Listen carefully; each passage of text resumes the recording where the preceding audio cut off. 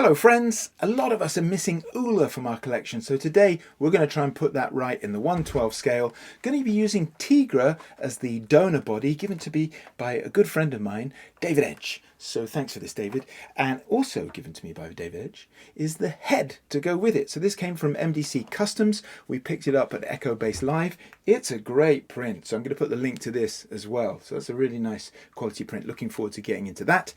We're going to combine those two things with this Ritz synthetic dye. Haven't used this before, but I'm really intrigued as to how it sits and how it stays on an action figure. Hopefully will mean I don't have to sand the around the joints to avoid the paint rub that lots of us get when we're customizing figures. So we're going to see how that thing goes.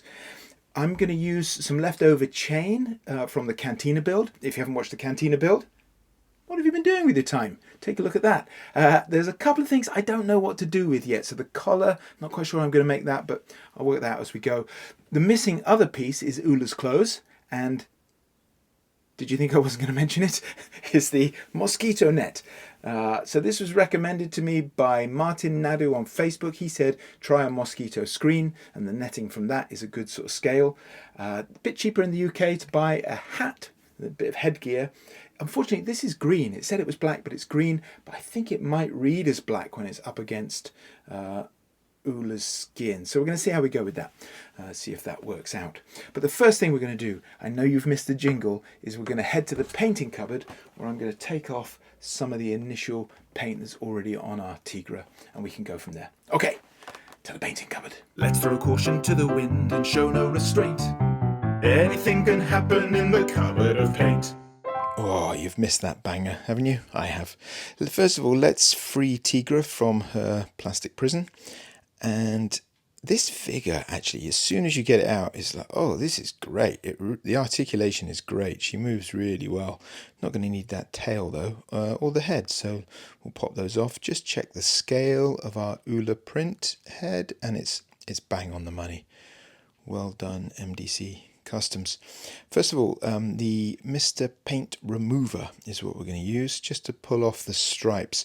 The reason why I wanted to take these stripes off is A, because I was curious about taking off paint, because I'm thinking about stripping back some heads and repainting some of the Hasbro heads.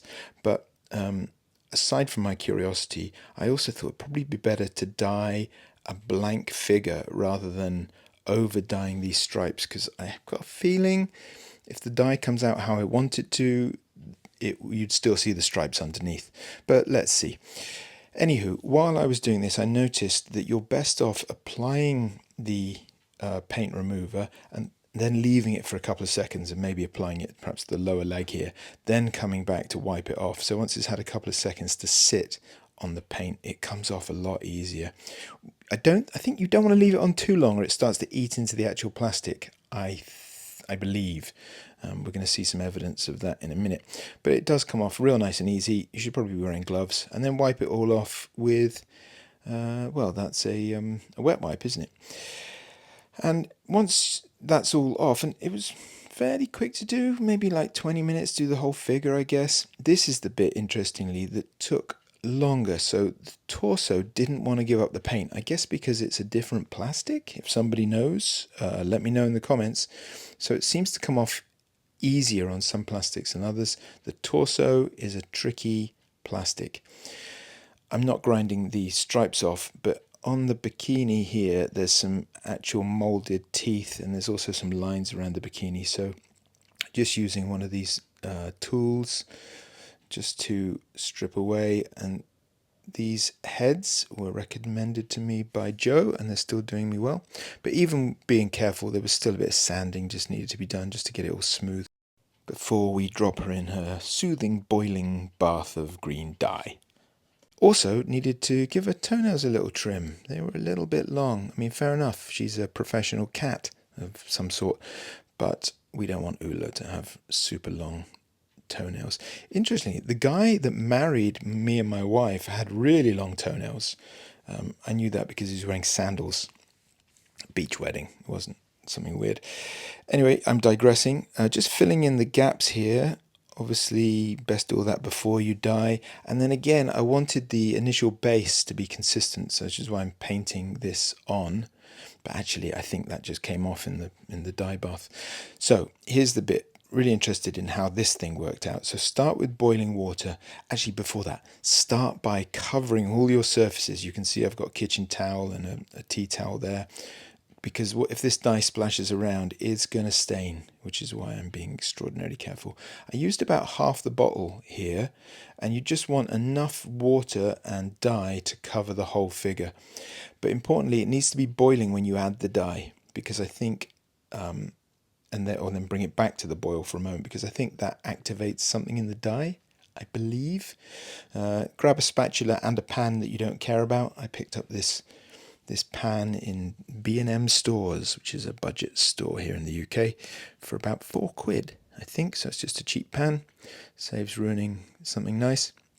And you can see immediately the dye starting to take on some bits, but we're going to see on that body, that main torso, it doesn't take very well at all, again, because different type of plastic. I was simultaneously cooking a chicken, so I had a little pause for a chicken break while that stuff soaked. And just going to whip this out, see how they're doing. I would recommend, again, wearing gloves here, but you can see the hands and the joints, you want to move them around, because otherwise you're going to get bits that haven't dyed. So take it out, move them around, put them back in, just so the dye really gets into all the joints, because that's the whole point of this, for me anyway, was to try and make sure that we didn't get rub, and I think the dye will be good there. When they've been in, I don't know, they were in for like 15-20 minutes, you'll see, like, when you're happy with the colour, pull them out. This was too dark. It was too dark. Also, because the dye wasn't taking to that torso, I thought maybe if I put a white torso, a different type of torso in. So I grabbed the old New Hope Layers body, popped that in, because I thought maybe I'll swap that out. It looked about the same size as Tigra's torso, so it looked like a possible swap. I put them then in cold water just because I wanted to rinse off any excess dye, and I'd heard that if you put it in cold water afterwards, it helps the dye set. This turned out to be a no-go, so I'm just reassembling Leia and putting her back where she was. There she is, look, Death Star escape, and that's just above the painting cupboard. Anyway, back to what we've got. So we're looking okay. I mean, it still needs a lot of work, but here I ran into my first big mistake. I could not get the torso back on. Since then, I've learned you should probably put a metal pin in to rejoin them, but I didn't know that at the time, and I basically broke the body trying to get it back together. So I started looking around for other bodies. I had a couple of different Marvel Legends bodies that I'd bought when I was doing the Tonica Sisters. So I started investigating, like, what other bodies could I be using here to swap out for Tigra's torso. Here was the winner, and it's X-Men Rogue Age of Apocolypse, I think. This is not really my area of expertise, but here now I'm just busting open this because the legs are no good, and things are all different sizes. So if you slightly jemmy open the torso, you can switch around the leg posts, that they join to kind of at the hips. So I put the Tigra leg posts back in, which means I can keep the Tigra legs as they were. Now, just going to glue it all back together. Try not to glue my fingers too much, which is inevitable. And then just sanding down on Rogue's top half. I thought, let's just keep, rather than mix match the torsos, let's just stay with Rogue's top half. And then just sanding them down so they look less like a sort of t-shirt top. So just sort of mucking about. Then pop her back in the dye, and it didn't over dye brilliantly, I'll be honest. That's the tricky bit.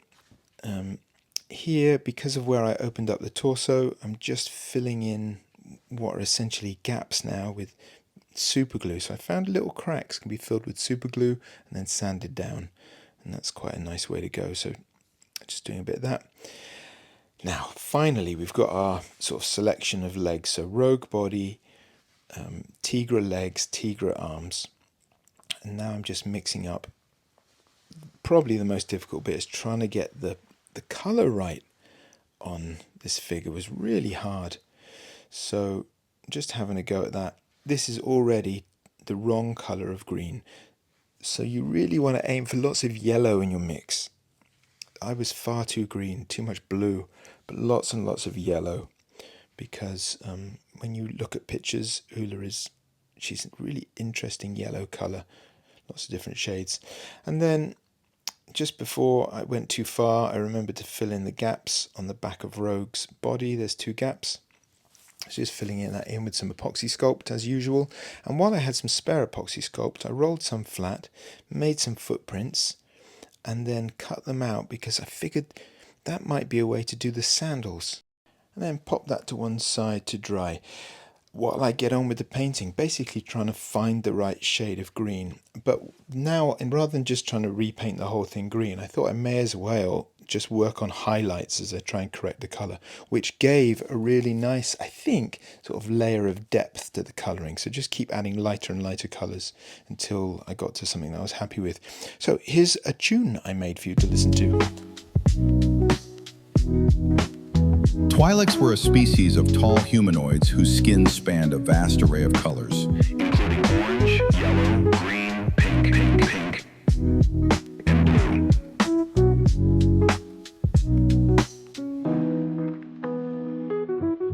Their most distinctive feature was the pair of prehensile appendages that sprouted from the crown or base of their skulls, known as leku, or head tails. Shake that leku, baby, yeah!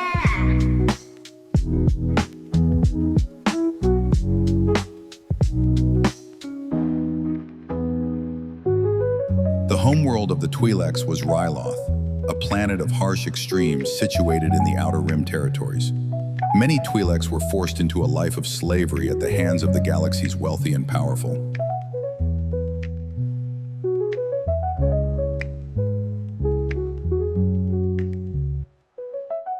Twi-leks were a species of tall humanoids whose skin spanned a vast array of colors, including orange, yellow, green, pink,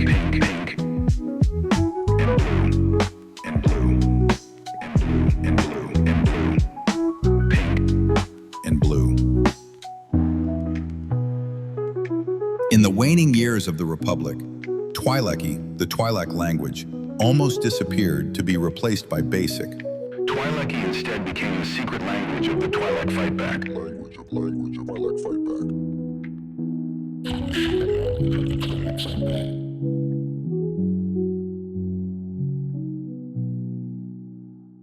So there's something new for the channel. What did you think? I quite enjoyed making that. It was all good fun. Bit of AI involved and bits and pieces. So as you can see, back to the painting, let's get on with the main event. I'm just adding layers of like highlights where I feel like the light would catch, and lightening up the color that way. I've been desperate to use these soft pastels on a figure for ages because I heard that Fredrick from Fredrick Figures was using pastels as a way of sort of blending colors and whatnot, but I just couldn't get it to work. It just looked crap. So in the end I went back to paints and just did the blending with paints. You can see I'm sort of dabbing, blending in with my finger and just sort of gradually changing the color that way.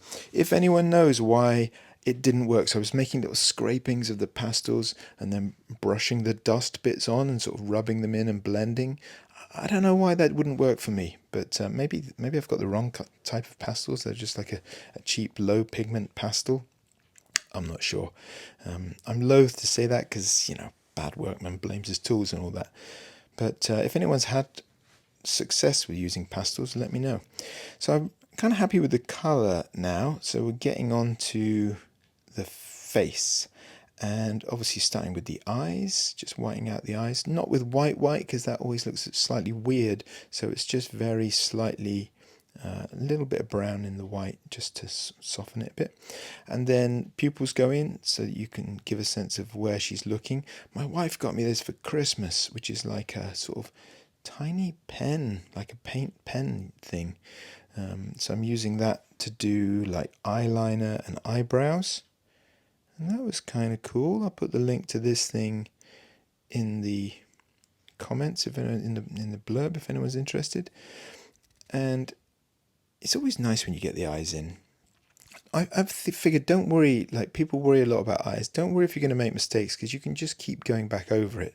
Like, I am not a great painter, but I just kind of hang in there long enough till I get to something that's acceptable. So it's just time. You just have to keep, like, you make a mistake, you swear a bit, you then blank it out, you try again, round you go, you know. Not teaching anyone how to suck eggs or anything, but just don't give up. You can paint eyes. You definitely can. I am, though, using a magnifying lens. There's no way I'd be able to see it otherwise. And I'm just using a brush that I've basically trimmed off all the hairs except literally 1 or 2 hairs. So I'm using a very fine brush, but it's a cheap brush that I've just trimmed to be a very fine brush. There, just starting to put in some of the features there. Nice kind of glossy mouth. A bit of white for teeth as well, which is the first time I've done that. And the eyeshadow there is a mix of 2 metallic paints, so they've got a little bit of sparkle. It gives a really cool kind of eyeshadow, and that's when you start to go, oh, now I'm seeing Oola for the first time, that sort of slightly glam eyeshadow. Then going around doing the head piece, the headgear, which I guess is leather, so I'm just painting that like a darkish brown. And then gunmetal for this bit, a little bit fiddly around the edges, but again, you know, take your time, make a mistake, swear a bit, and on you go. These bits on the side of a head wear seem to be bone, so, or, you know, imitating bone. So I'm going for like a cream colour and then trying to put a bit of variation in it. I tried to put the brown underneath and then the cream over top, hoping it would show through, but it didn't. So I ended up just doing different sort of shades of cream on there to give it that, like bone headphones. I don't really know what they're supposed to be. If anyone knows, let me know. Here I've got a couple of little chain links that I got on Amazon. Again, I'll link the, I'll put it in the comments in the blurb below. And here you can see there's a set. So I'm just blacking out some smaller ones and then some bigger ones. I won't tell you what the bigger ones are for yet. It's a surprise. You can see them later. On to the dress. So I tried a few things out off camera first, like you can see like different prototypes. I was trying to work out how to make this soft goods clothes. Basically, you want 3 centimeter wide, top and bottom, by, what is that, 19 centimeters ish. And because you can see this mosquito net is quite thin, I double it over, which is why then I opened it out. So it's 6 centimeters wide because I'm doubling it. I'm going to double this mosquito net over because it was a bit thin as a covering. It was a bit too sheer for Oola. And then just to stick it together, I'm using some nail adhesive because I just had some lying around that my wife wasn't using. So, you know, waste not, want not. I thought I'd use a new glue. So you might have all seen this coming, but it was a surprise to me for some ridiculous reason. I had a terrible headache for about 24 hours. My nose was streaming and then it was blocked. I couldn't breathe at all. It was just really congested. The next day I ate like 7 or 8 flapjacks. Might have been unrelated. It's hard to say. But in all honesty, don't use random glues. Probably should be wearing a face mask. Definitely don't get it all over your fingers like I did. I mean, come on, man. Stupid. Well, now we've put that embarrassing episode behind us, we can get back to making the soft goods clothes. So here, just cutting this shape. This is the only important thing about this pre sort of shaping template is we want to get the shape right and also get the slit right. So just don't cut anything out, just make a slit and keep checking it against the Oola. Here, I went for some hair bands as the sort of things that secure Oola's costume. They're just sort of very thin hairbands. I'll put the link to those, although I swapped them out for something better later. Spoiler alert. Here, rather than making like underwear or anything, I'm just folding this over and over and trying to work out like, okay, so if we just sort of crimp it in and cut it, so I'm folding it in, gluing it down, cutting off the excess, folding the next bit in, and so it's sort of probably 5 or 6 layers thick there in the sort of crotch area, and just gluing them down, and that looks like it sort of covers off any sort of areas that need covering, really, if you know what I mean. We'll come back to that in a second, but again, lots of trimming. The back bit is very thin, so very few images of the back of Oola, by the way, but I managed to find a few, and you want it nice and thin, so I'm just cutting this is the back piece, just cutting it really thin, and then leaving the thick bit like a sort of paddle shape at the bottom, because I'm going to shape that for the bikini bottoms at the back. Here, just then where the bikini bottom bit is, gluing a couple of extra layers on, because again it's a bit too sheer, but you know, if you want your ruler that way, fair enough, I suppose, but you know, Return of the Jedi's a PG, isn't it? So got to think about these things. So now once you've got that in place, again just putting it back on the body, shaping it a little bit, trimming off the excess. Go steady, because you know, you trim off too much, you can't stick it back on, so better to trim a few times and be conservative with a small c. Next to this ring, we're going to open that up and wrap that around the back piece of the dress. So that's how Oola's dress is sort of crimped at the back. So just folding that ring on. A little bit more shaping at the back, just getting ready to stick. And here, look, it looks a bit dubious at the front there, because the edge of what would be her underwear looks a bit fuzzy. So I'm just choosing a straight bit of a bit more of the material and tucking that in, gluing it in and trimming it down. So that gives us a nice edge that looks like it could be underwear. Coming to the legs then, the mosquito net has a hem, which effectively, when you take the elastic out, leaves you with a tube. So I'm just cutting that out and then trimming as close to the stitching as possible. So I don't want to be doing any stitching or sewing. So I'm just trimming as close to that as I can. And that makes a nice tube that we can use for the leg piece. Again, just securing, at least for now, with those elastic bands. And then cutting a diagonal bit, so the long bit goes on the inside of the leg, and that's going to fix up into the crotch area in a second. And then the more exposed piece is on the outside of the thigh. Just touching up where I've used glue, there's a couple of white marks on her outfit, so I'm just touching up with a bit of black just to make sure it doesn't look weird. Now, I wasn't happy with those elastic bands. They looked a bit like elastic bands, so I got this Sherring Elastic from Hobbycraft. I'll put the link in the description. And basically I'm just wrapping that around a few times and then tying a knot and trimming off the excess, and it looked a lot better, a lot less like an elastic band around the outfit. So I would recommend that. It was like £3 or something for a massive long reel of it. Now finally, just starting by sticking the tops of the leg wear of the leg pieces into the crotch, and then starting by sticking the front of her outfit down, and then following up with the back and just sticking that. It is going to limit a bit of movement, but you know, it was just a sacrifice, wasn't it? You've got to make some choices somewhere. Here, wrapping it around a few times, tying, and I tried to twist those around a bit so they looked a bit like they do in the movie, so that the piece around the waist should be twisted if you can make it that way. Coming back to the sandals, I thought I'd paint them brown because I had this elastic hairband that I thought would make a nice strap of the sandals, but look, they look far too fat.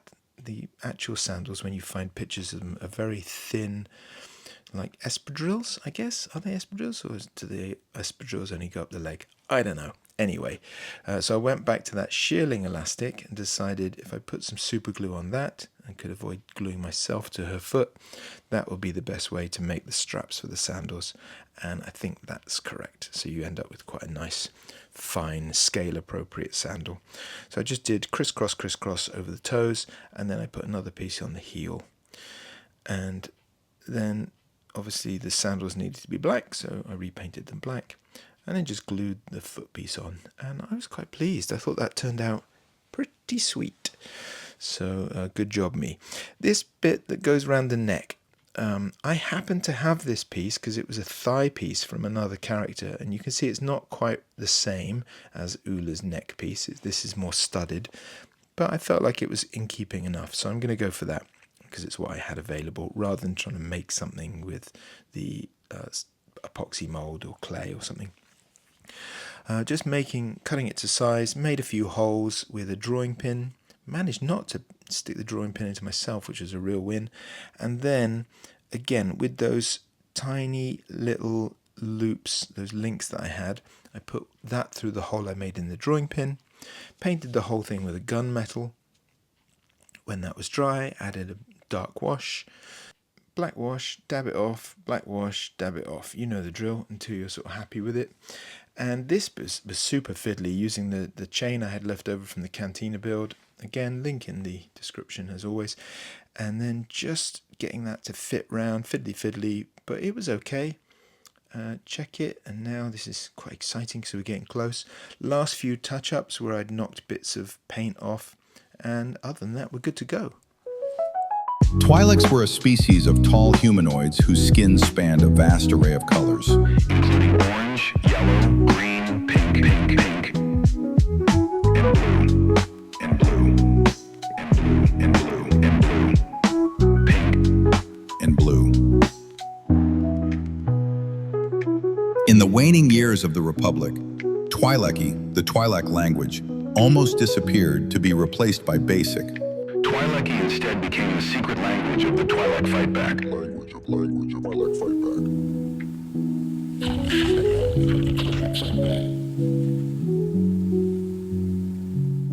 So there we are. Apologies for playing that song twice. If you've only got one hit single, you've got to play it in the show and you've got to play it at the encore. So that's why I played that twice. If you thought it was enjoyable, by the way, please let me know. It was something new. I quite enjoyed doing it. So if folks like it, then I'll probably do some more on future videos. But as always, please do like and subscribe. Let me know what you think. That was a hard build for me, a really hard paint. I'm pleased with her now. She's finished, sat back there temporarily with Jabba and co. But getting the green right was really hard. I had troubles with the torso breaking. I don't know why. Some torsos are really hard to rejoin. I don't know what the secret is. Some are easy. Some, like Tigra, were really hard to get back together. So probably just don't take that apart would be my advice. The synthetic dye was cool. I think that really helped because particularly if you're going from like a character's orange to green, it's going to be really hard, I think, to get rid of all the colours in the joints unless you're really breaking every joint down and sanding it down, and I don't want to be doing that really. So that really helped, I think. So I'm pleased with the synthetic dye. I will use it again on other figures, so stay tuned to see more of that. I'm sure that's coming. Other mistakes, the soft pastels just turned out like sort of dusty and crap with no real vitality in the colours. So I don't know if that was me or the soft pastels. So if you work with soft pastels or if you've seen a tutorial on them, please let me know. I'd be super interested to see how they work on figures, a la Fredrick's figures, who does an amazing job. So I was hoping to, not be that good, but I was hoping to at least be some of the way there, but it was terrible. So let me know. Other mistakes? I don't know, there were probably loads. But as always, please do let me know what you thought. The comments are really helpful. They really encourage me to continue making the videos. So thanks for all that. Keep doing it. All right, until next time, look after yourselves, stay crafty.